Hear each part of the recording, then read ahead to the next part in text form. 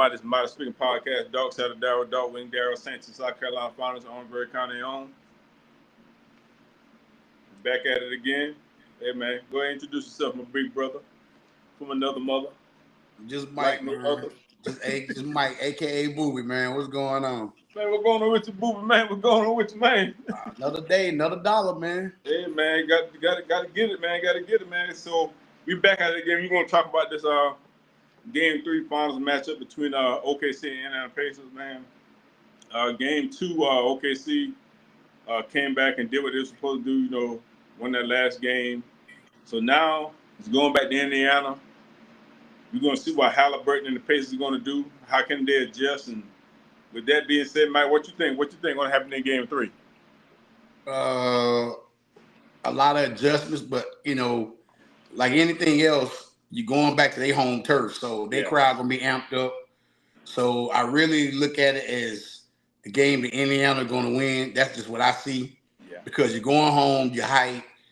But OKC has always, even in the playoffs, had that one bad game on the road. Yeah. In Minnesota, it was that game 3 when they went to Minnesota and they got blew out by 40. But they came back the next game and handled their business. So I feel like it's going to be like that. But OKC knows no matter what they do, they got to get one of these two to get home field, home court back. Because you got to get home court back. So I'm not saying it's necessarily a win for OKC got to win tomorrow. Yeah. I feel like Indiana has to win. That's my opinion. I think Indiana has to win. Because if OKC wins it, and then Friday they get that, they might not see Indiana again the rest of the year. Mm-hmm. It might be over. But I think Indiana, my personal opinion, the way sports goes, the ebbs and flows, I think Indiana going to have the crowd behind him, the hype behind him. Halliburton probably going to have a phenomenal game because he's not on. Because people keep saying, I keep hearing everybody, why Halliburton is not playing up to the level. Like I try to tell people, OKC, this is what they do. They're the number one defense in the league. Yeah. He's not going to go up against the Clevelands, the Milwaukee's going to play on defense. He can get whatever he wants on them teams. Mm-hmm. New York tried to stop him, but they couldn't because they were tired, and you running 7 players, you can't keep up. Yeah. OKC going to run a whole bunch of guys at you, and they making them get the ball up. But like I say, it's going to be their secondary players like the Miles Turner, Neesmith, Nembhard. I think one player that has to step up big time is Pascal Siakam.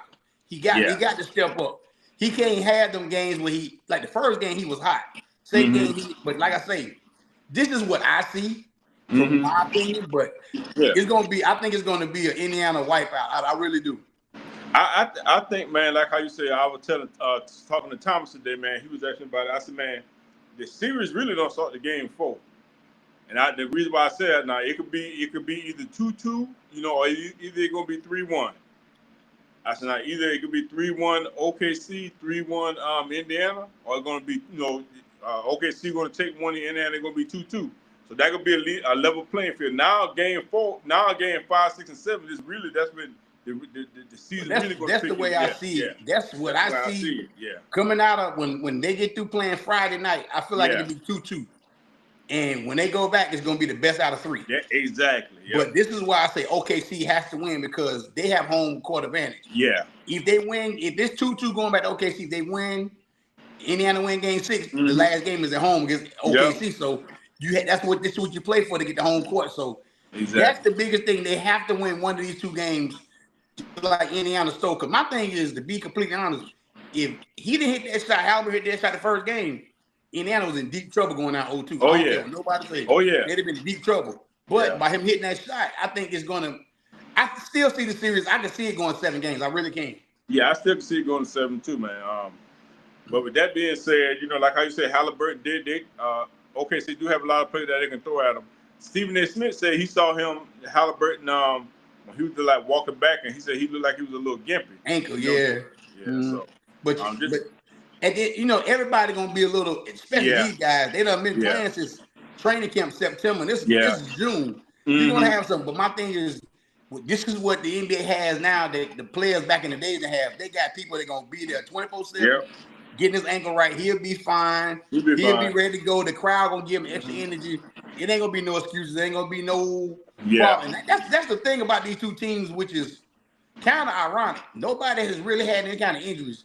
Except the guy that Indiana was playing off the bench. He was a deep off the bench. He turned his ankle real fast. But other than that, everybody on their team that played has been healthy. Yeah. But I said a guy, Wiggins the other day, I kept saying they need to play Isaiah Joe and Wiggins more. Wiggins was hitting jumpers. OKC has a long bench. Yeah. And Indiana has a long bench. It's just going to be now, I think, if I had to give the edge to the coaching, I had to get to Carlisle. Carlisle don't want a championship. Yeah. So that's why I say he got to make some adjustments, which I know he will. And going home, you will. But, you know, OKC coach is a young, relatively young coach. So, but you feel good if you Indiana because you got Carlisle and you still 1-1 going home. So you still feel pretty good. So. Yeah, it's so, man, like I said, it's so razor thin between these two teams, man. We, you know, either one can win. Like I said, you know, you want to get the coach in there, the Indianapolis, but then, like you said, you know, they both got great benches. OKC plays phenomenal defense.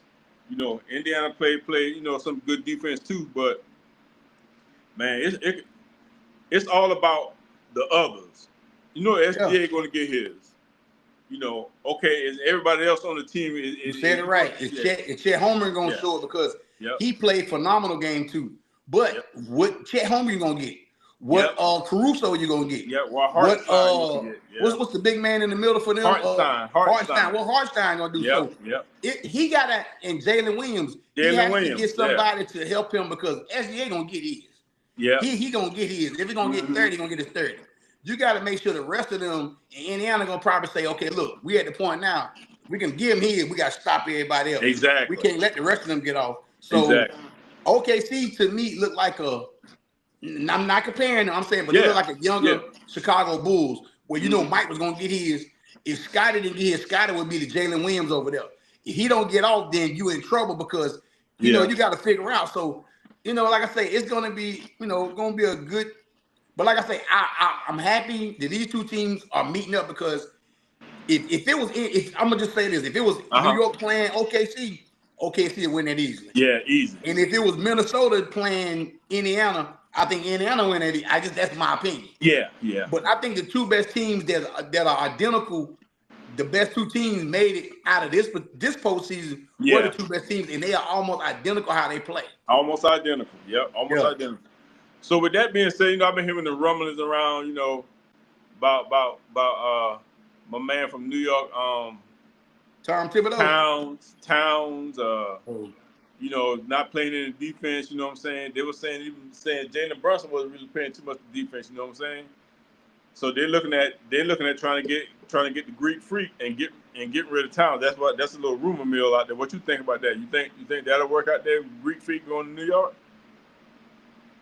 Yeah, no, because you're gonna gain a lot of defense, but I think Towns can score from outside and he can score. He's unorthodox how he play, but he can score. Yeah, Greek, you can back off him. He can hit some nights he's not gonna hit. His main game is get down the lane and make it live. But then you also got to feel like if you get rid of Towns, you got to either give up Jake Hart, you got to give up somebody else. So. They're not going to do a 1-for-1. I can't see that. I cannot see Milwaukee giving up Giannis for Towns head up. I can't see that. What you think? What draft pick that New York got this year? See, we got to, you know, as the draft get closer, and matter of fact, the draft is only 3 weeks away. Yeah.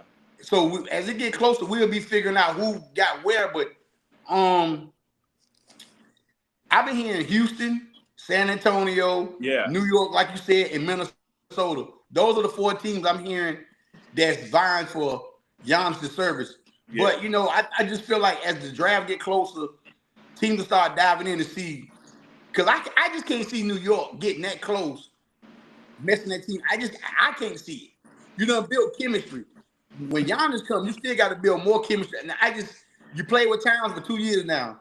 You just got to, to me, I think if I'm New York, you got to find a solidified backup point guard. Mm-hmm. You got to find you some bench players, and you got to find a coach that's going to not maximize, but minimize some of their minutes from 38, 39 to 28, 29. You can't, I don't care. They're not robots. Anybody sitting there thinking that New York was going to win their series playing 7 players, Indiana playing 11 players, it ain't going to work. And this is what I don't understand. Tom Thibodeau, was he one of them guys like you be saying stuck in his ways. Stuck in his ways, yeah. Players. You run them guys in the ground, and I'm almost to the point. They might have started being some resentment over there, like, bro, we tired. You got listen. You just like how you be saying sometimes, boss, you ain't gonna kill me out here running. I know I'm making the money, but you killing me. I know because I got flat feet.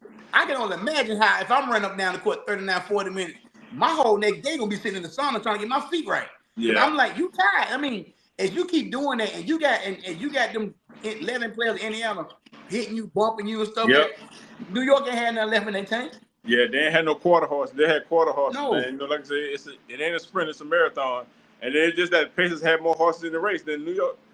But with that being said, man, you know, we're gonna let's flip it to something else, man. You know, we're gonna talk about the finals. Let's flip it to you know, you got the OTAs coming now, you know what I'm saying? You got football, you know, getting into what they're getting into, man. You know, you hearing these reports about Shedeur. You hearing now I heard something today about the Jackson Dart. They said they said he looking real bad out there with Dayball over there. with the Giants. Yeah. This is why teams should get fired. The general manager and head coach should get fired. You took this boy off of hype, and I mean that's it, hype. I mean he had a good college career, but compared to Shedeur, you know, and that's just bad karma. But the thing about Shedeur, and I'm thinking about this is like in Cleveland, do Cleveland got a good offensive line?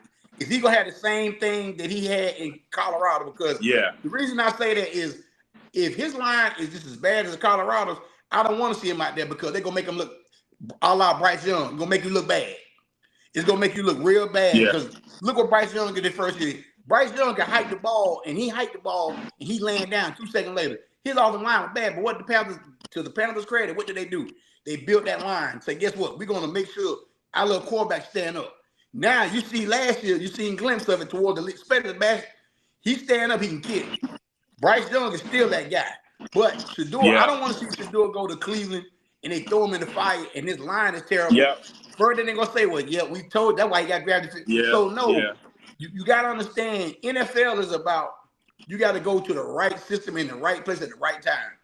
Like what's Jaden McDaniels? I think he went to the right system at the right time. Like now, CJ Stroud, that line is going backwards. I don't know what Houston's doing. I don't know what they're doing. You should try to make sure that line should be like this. Because we know if he stand up right, he can kill you. And let's be honest, that's any quarterback. Any quarterback. If you got a line and you feel comfortable back there, you got the time to go through your progressions, you're going to make the right reads. You're going to hit because you can only cover for so long. You can only cover 2-3 seconds.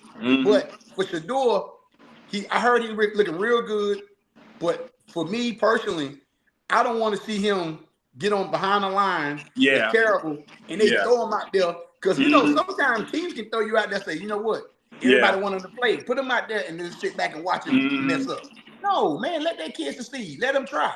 He already got a bad shake in the draft. We all know that. We don't know why, but we already know. Don't throw him out there. You know, at least build a lineup. If you want to throw old man Flacco ass out there, keep throwing him out there and Kenny Pickett. Let them go out there and get whooped. And then he come in later on because I just don't see that. Aaron Rodgers, you see. Aaron Rodgers did OTAs, right? And Aaron Rodgers out there on OTAs there for Pittsburgh. What he doing out there? You heard anything yet? I ain't heard nothing about him yet. I saw the highlights earlier. You know. Hey man, Gruff. Hey, listen. And I think, you know, personally, I ain't got nothing. You know, a lot of people say he's arrogant, which I don't know the man from the man in the moon. I'm only hearing stuff. But on the field, he was a problem a long time ago. He was a problem. We talking about 5 years ago, not now. So what Pittsburgh gonna have this year? I don't know. I don't know. And that could look bad for Pittsburgh. That could look bad for a lot of teams that, like I said, that Pat. If Shedeur come out there and do what he's supposed to do, you know what I'm saying, have a good offensive line, that can make a lot of people look real bad, man. Like, why y'all let this guy go? You know what was going on. But, you know. And then you made a great point about OTAs. I see James Cook holding out because he won a new contract to run back with the Bills. I see TJ Watt won a new contract. He's not going to contract. I see Hendrickson from Cincinnati. He's not going. Who else? There's another one. McLaurin. McLaurin won't show up. He won't show up. Yep. So you got people that's trying to get new contract before they get on the field. You know. Yeah, Hendrick should definitely get one from the Bengals like that. I don't know what the Bengals thinking about. This guy is a beast, man. They might not have no more money, Daryl. They might not have the money. Yeah, they didn't give it to all the wide receivers. Hey, well, at the end of the day, but this is something we talking about a broad today because this is things I want to ask you. Did you happen to see the press conference when Coco Gauff beat the girl the other day in the French Open? Yeah. What you think about the response the young lady gave after Coco had beat her for the finals? A sore loser response. That's all that is. That's all that was, man. Hey, I look at it both ways because I know as a competitor, you don't want to lose. But then when I looked at the history of it, didn't Coco beat her in the U.S. Open? Yeah. And then she beat her in the French Open? Yeah. Ain't that on clay? Ain't that on dirt and clay? And you ain't on a regular turf? Okay. Yeah. Okay. So that's telling me you can't beat her. Yep. You can make all the excuses you want. At the end of the day, you can say what you want. But, at the end of the day, and I like Coco. She got up there after she said, you know what? If that's how she feel, but I beat her fair and square. And Tim, guess what? But did you notice, though, when she was playing against Coco, she kept looking at her coach. What you yelling for the coach? The coach can't help you out there playing. Play the man person in front of you. So guess what? That means that's like a boxing match. You get in that ring, you get your ass whooped. You can. What happened?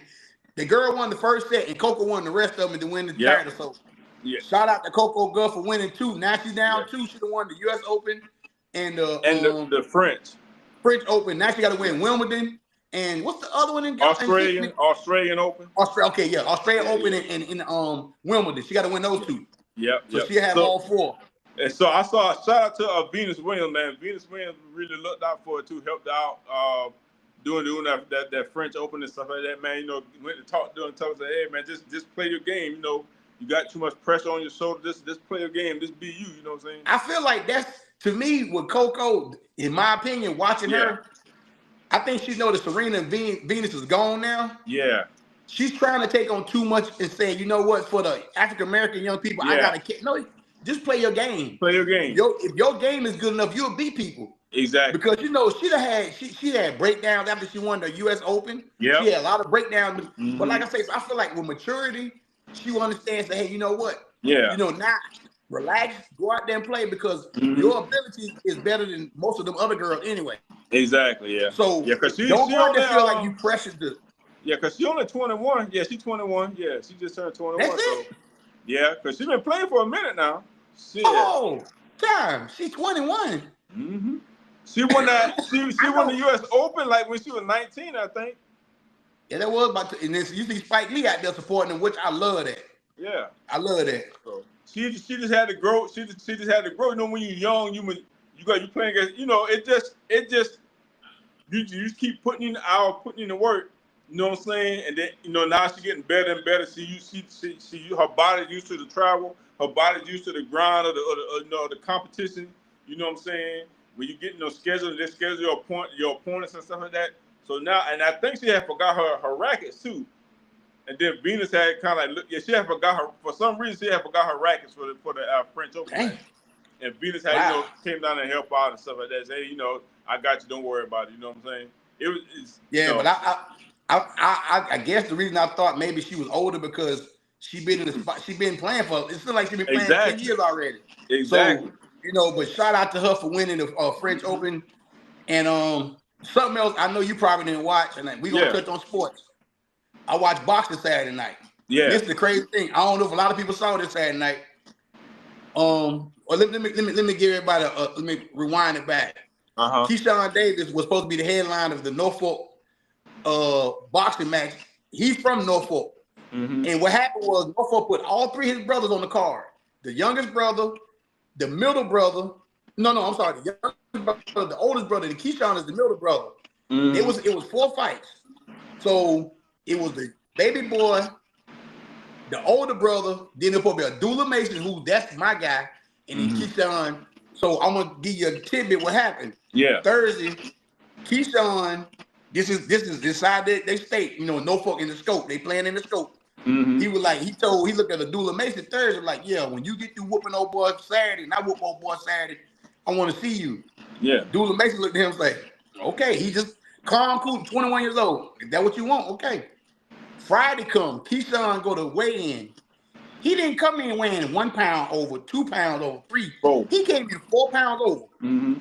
So then they in turn asked the other camp that he was supposed to be fighting, say, hey, do you want to fight? They said, no, we need it. They took off. So to get the fight Saturday night, it got canceled. He lost $1 million and he got stripped of his belt. So that moved Abdullah Mason up to the main event. Tidbit, they didn't show the younger brother fight. They didn't show that undercard. They showed the older brother fighting this guy named I knew I would forget his name. I don't know what his name was. Something like that. 2 years ago, he fought Keyshawn and lost by split decision. Split decision means that if anybody don't know boxing, this man had it. This man had it for him. This man here has a split decision. This time, the dude ain't fought in 2 years since he fought Keyshawn. He fought the older brother. Whooped him Saturday night. Whooped him. Now, while you know everybody going to the back of the arenas and leaving, I told the younger brother fought and Keyshawn didn't fight, so they sitting ringside. The older brother got beat. Them three in the back. Dude went to the back. Abdullah Mason coming to the ring. The other guy coming to the ring. Well, they had an altercation in the back. They jumped the dude. And put an acorn on side of his head. Yeah.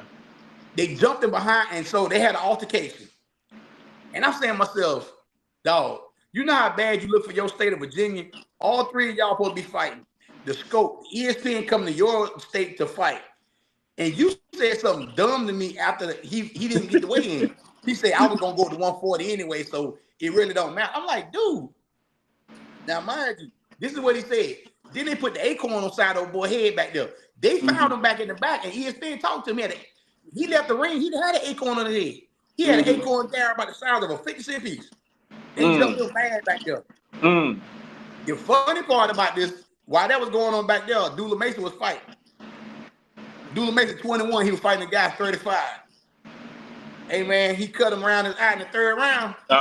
This was the funny thing is, you know, when the man whooping your ass, you don't want to say it, but you know, he started bleeding a little. He started bleeding out his eye right here, but he had an eye open. Yeah. So going into the 5th round, he was sitting over there on the 4th round, sitting in the chair. He stood up. He asked for the doctor, not his team. He asked for the doctor. He said, "Hey, I can't see out my eye." I was like, "You can see fine. I can see you myself. I see both your eyes." Yeah. They stopped the fight. So now, saying all that, Abdullah Mason, if anybody don't know nothing about boxing, nobody, go look at this dude, Abdullah Mason, 21 years old, out of Cleveland, Ohio. When he hit like he got something in his, he got steel in his hand. He hit hard. He hit like now I want to see who he go. What? Man, listen, Abdullah Mason, pull him up, pull the cat up. So that's what you and Ersan were talking about the other day. Yeah, hey man, listen, because you know I've been following Abdullah Mason for the last 2 years. He was 19 then. Yeah. And I did want to see him. I want to see him, but 3-4 fights ago he got knocked down. I want to see if he's gonna get up. Yeah. He got up and knocked that boy out. Now he's 19-0 with 17 knockouts. So now he's about ready for a title fight. Yeah. But he can go up and wait. He can fight the Tank Davis. He can fight these roaches. So he can move up and wait. But my thing is, he's on that skyrocket. He's number 2 he's number 2 in the world in his weight division. That's how good he is. And the thing about the cat, man, he's so humble, you know, because I think he's what's the Allah, you know, the guys Muslim. I think he's a Muslim. So when it's his daddy, he got 4 brothers. I think all of them was on the corner over there, but he just like so humble, so laid back, you know. Even when Keyshawn pushing them up Thursday, just, you know, they want to, you know, boxers want to talk junk. He didn't say nothing. He said, okay, you know, it is what it is. Yeah. We'll see each other. But like if anybody will watch boxing like I do, watch that young kid right there. You'll see what I'm talking about. Okay. A lot of people gonna be dodging this kid for a reason, for a real reason. And you'll see why. Because it ain't gonna last long. It ain't gonna last long. It's not gonna last long. It's not. Trust, believe me. Hey, and I gotta say this too. Yeah, go ahead. We're talking about sports. And I don't want to be over talking my man. No, you good. You good. You good. Go ahead, man. You good. From Tuesday to Tuesday, when we do our podcast, it's a lot of sports that we see and stuff. But And you see, I got a Braves hat on. It's a throwback Braves hat. Yeah. That's why everybody probably like, who is this? It's an old throwback. Yeah. Braves wear light blue. They be in the air whoop this year. They be in the air whoop this year. They lost 74. Seen they are talking about if they're going to trade some people or what they're going to do, man. I mean, because it looking bad for them, man. Bad ain't the word. Bad ain't the word. Either they're going to buy or they're going to sell. Look, they're going to be selling a lot of players, man. Yeah, and that's what, see, you got to understand in baseball, and it's any sport, not even baseball, you put your ownership and your management team in a predicament. If you come out and play bad, you can't get rid of all the players. Yeah. You fire the coach first. And that's the first thing I think the Braves having the biggest problem. They be too loyal. Sometimes it's time to fire a manager to get a new voice in there to do something. Last week, people don't watch baseball like I do. Braves was up 10-4 in the ninth inning. They need 3 outs. They have 6 runs in the ninth inning, 3 outs. Arizona scored 7 runs in the top of the ninth inning and won 11-10. Wow. That means so you got to make some kind of adjustment. Yeah, I did see that. Yeah, in the ninth inning, but that's crazy. Yeah.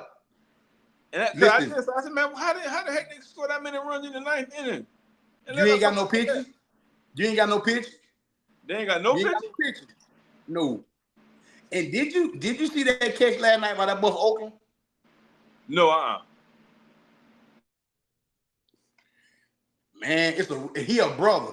He a brother, which is he plays center field. When you get off, go look it up on YouTube. I'm gonna look it up. They hit the ball. I said, ain't no way he gonna get there. Darren, this joker did he took off, put his hand on the wall, went over the wall. When I say he went over the wall, his body was over the wall. And he brought it back, and he just said, I say, they say this is what he do all the time. And the reason I say that, I want to say his name. I can't. Is it Crawford? But he's a center fielder for the Oakland A's. Look it up, and you see what he did last night. All right. When I say he's one of them guys that I feel like as African American, it's only a certain amount of us that's playing now. Yeah. You know, it's Latinos and whites and Dominican and all them. Yeah. It's only a few of us. So when you see somebody that's of us, you want to give him props. Like I say, I don't know how he hit none of that, but when it comes to catching the ball, he like Spider-Man out there, man. He can go get anything. Oh, okay. I'm gonna check him out, man. He's from the Oakland A's, right? Yeah, Oakland A's.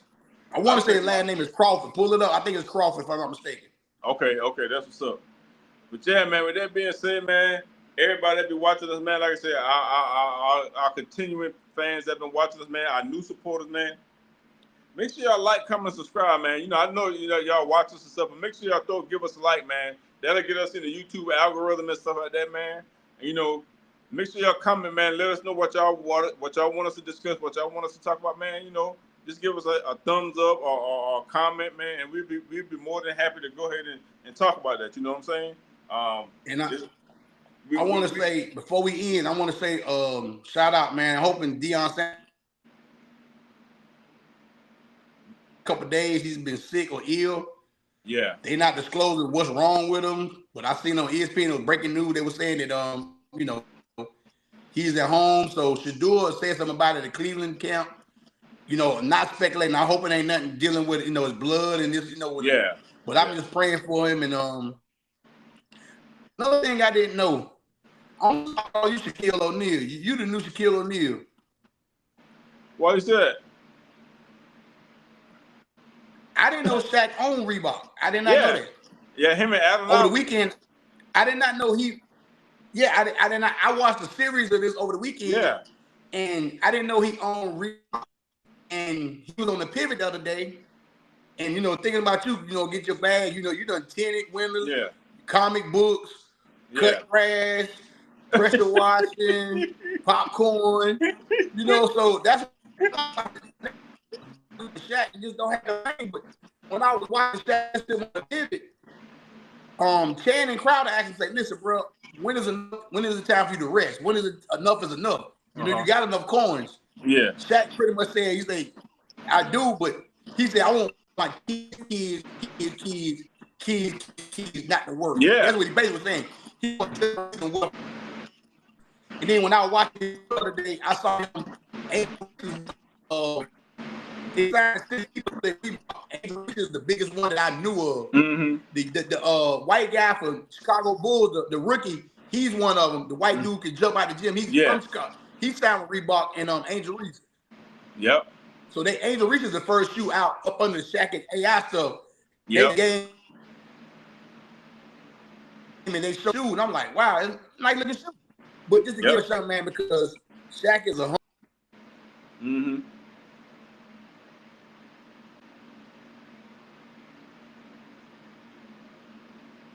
Yeah.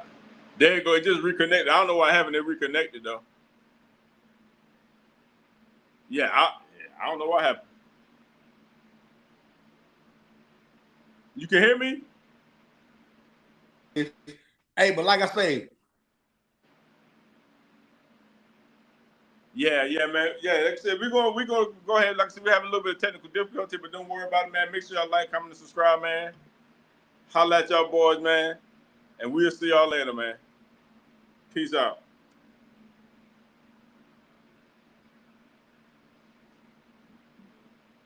We back at it again. Let's see my man come back on. Let's see if my man come back on. He come back on? He come back on? All right, yeah. We're gonna end it on that, man. Technical difficulties, but hey, man, this is life, man. Stuff happen, man. You shoot, communicate, move on out, man. That's our old Army motto, man. Shoot, communicate, move on out. Y'all stay blessed.